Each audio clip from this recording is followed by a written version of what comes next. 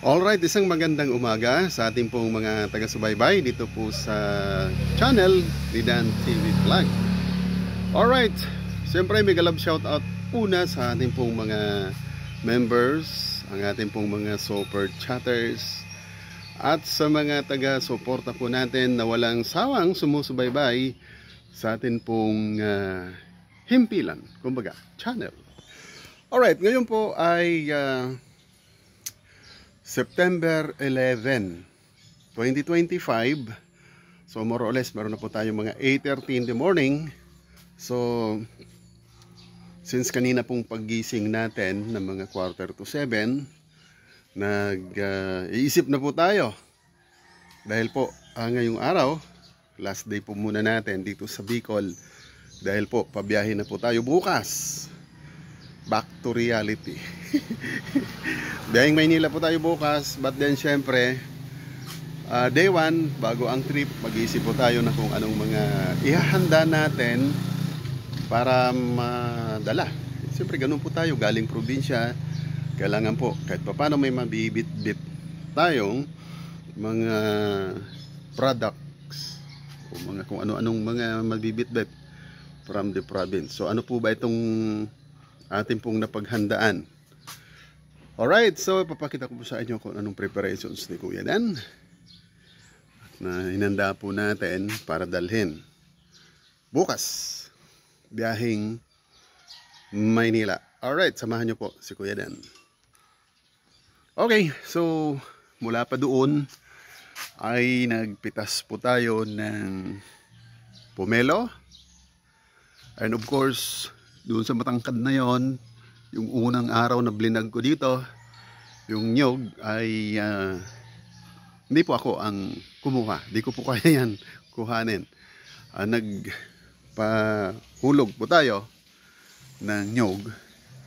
And at the same time, punta tayo rito sa may puno ng rambutan. Nagpapitas na rin po tayo ng rambutan. Ayan po yung mga kinain ng bata na pinagpitas po natin. Ayan po yung puno ng rambutan. But then hindi po ninyo yan makikita dahil po banda doon yung mga bunga nila. Bunga niya na pinitas po. Umakyat po dyan sa bubungan bago pinitas. Alright, nasa na ba? Ano na ba ang ating napaghandaan since kahapon? Nagaling po tayo sa bukid. Inabot po kami ng ulan. Hey. Ito na po ang ating preparations. Isa-isahin natin. Ito yung preskong rambutan, pomelo. Ang ginawa po natin dito mga lods ay binalatan na po natin. Yan. Para magaang dalhin. 1, 2, 3, 4, 5. Binalatan na po natin siya para medyo hand carry lang. So itong mga ito, let me see kung kayang ilagay natin yan sa ating mga lalagyan para naman po pagbigyan natin yung mga kapitbahay natin doon sa Maynila. So dito naman po ay dito na yung rambutan, naka-ready na. Diyan na po siya ilalagay. Yan na po, naka-ready na po siya. Okay, may sasakyang dumaan, medyo maingay. Then next, ito naman yung pinapitas nating nyog, binalatan ko na rin po. Ayan, kasi kailangan ko po ng nyog sa Maynila dahil naggugulay po tayo doon ng ginataan. So may kayuran na lang doon. So magaang din dalhin yan, o siguro mga 3 kilos yan, tatlo na yan. More or less 2 kilos tong lahat na to. Mahigit pong 2 kilos yan. 2 kilos naman po yun. And kahapon doon sa bukid ay naghukay tayo ng balanghoy. Sabi ng Basaya, balanghoy. Dito naman po sa Bicol, balingoy with kamote po yan. Sa ilalim kamote natin, ayan. Alright, so yan naman po yung na-prepare ko mula doon sa bukid. At dito naman to sa paligid lang po ito rito. Prutas, pomelo. Alright.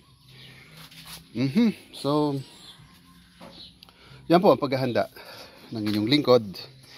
Medyo mo po tayo. Ayan. Buhay probinsya ni Kuya Dan. Kapag may tinanim, of course, may aanihin. Alright, so kahapon ay inabot tayo ng medyo malakas ng ulan. Okay. Nagtanim po tayo doon ng rambutan, avocado. Yung avocado po rito wala pa tayong mapoproduce dahil pagdating ko patapos na po yung kanyang bunga. So inabot nga po natin ay hinog na sila halos. Naka 1 week pa naman akong nakapagpitas ng avocado. Then yung saba, siyempre magdadala tayo ng saba. Hindi pa po nakukuha doon sa kanyang puno. At pipiliin ko po yung hilaw pa. Yung hilaw pa para pagdating ng Maynila, ilang araw pa lang, ay mahihinog na siya. So sarap na po noon kung anong purpose gawin ninyo. Alright, so puntahan po natin ang mga sitwasyon para kung ano pang madadalang mga crops, root crops, mga mula sa puno. Yun po ang ating dadalhin. Yung hand carry lang kasi mabigat. Ayan po, nakikita po ba ninyo yan? Ayan. Kailangan po tagpasin yan para bumagsak doon, makukuha na natin siya. Ayan po. Dito naman, tingnan natin dito. Ito yung mga naglalaylayan pang mga pumelo. May nahulog doon dahil hinog na siya. Pero okay na yung madadala natin. Sapat na po yun. Mga 10 piraso po yata yun. Huwag naman lahat pumelo. Para lahat ay meron. Sari-sari kumbaga. Ayan, sa tingin po ninyo. Alright na po ba yan? So alright na po yan. Hilaw, kailangan hilaw. Para pagdating ng Maynila, hilaw pa rin. Mag-iilang araw mo nyo pa silang magagamit. Hindi agad-agad hihinog. So sa ilalim naman na yan, di na tayo magdadala ng kakao. Puro kakao po yan sa ilalim na yan. At magkakalat lang yung mga buto. Kailangan centralize ang mga buto niyan dahil papagawa ng cocoa. Okay, dito ay yung mga rambutan hindi pa hinog. So maybe mga 1 month pa yan na mahihinog. Okay, yan yung mga kakao. Ang bunga niya nasa baba.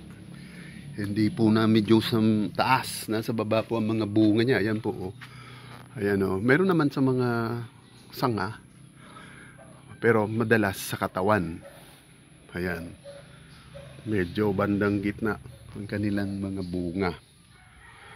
Alright. So, ngayon po. Yan ang preparations po natin. Ngayon pong pauwi tayo bukas. Sabi ng sister ko, mamaya na lang daw pitasin yung saging na saba. At pupunta pa kami ng cemetery para dalawin po ang aming mahal na nanay na dito po siya nakalibing. Alright, dahil ngayon pong buwan, ilang araw na lang po ay death anniversary na niya. So sasamantalahin na po namin pagkakataon para po madalaw naman ang aking mahal na nanay, si Mama Titang. Mamaya po yon pagpunta po namin ng bayan. And at the same time ay kukuha na po ako ng reservation ticket para po sa biyahe ko bukas. Alright, so yan po ang aking itinerary this morning. September 11, 2025.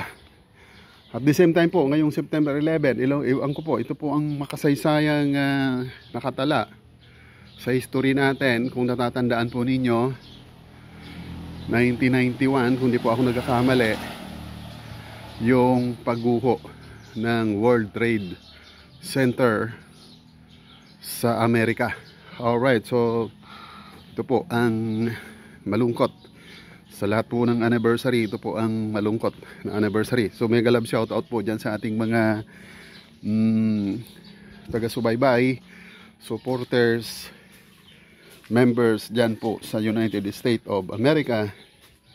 Ito po yung time na kung saan bumagsak o pinabagsak yung World Trade Centers. Kung hindi nagkakamali rin ako, kung hindi rin ako nagkakamali, rather, ay nasa 4th year college.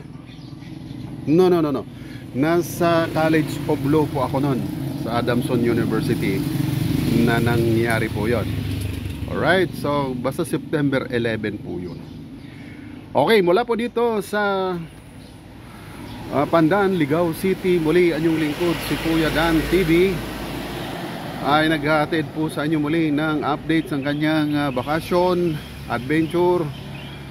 Almost nasa 85% ng accomplishment ng ating missions po rito. And maybe mga ilang linggo o ilang mga ganun ay back to dito naman tayo sa probinsya ng Bicol. Siyempre may mga commitments po tayo sa city, sa Maynila, at yung mga commitments asikasuhin na naman po natin bago balik na naman po tayo dito sa probinsya ng Albay. Alright, mula po dito sa Ligao City, again, Kuya Dan. Pinalipas muna natin yung ingay ng tricycle. Mula po dito sa Ligao City, ang inyong pong lingkod ay pansamantalang muli magpapaalam. Maraming salamat. God bless us all sa atin pong team. Alright, at sa atin pong mga taga-subaybay. Alright.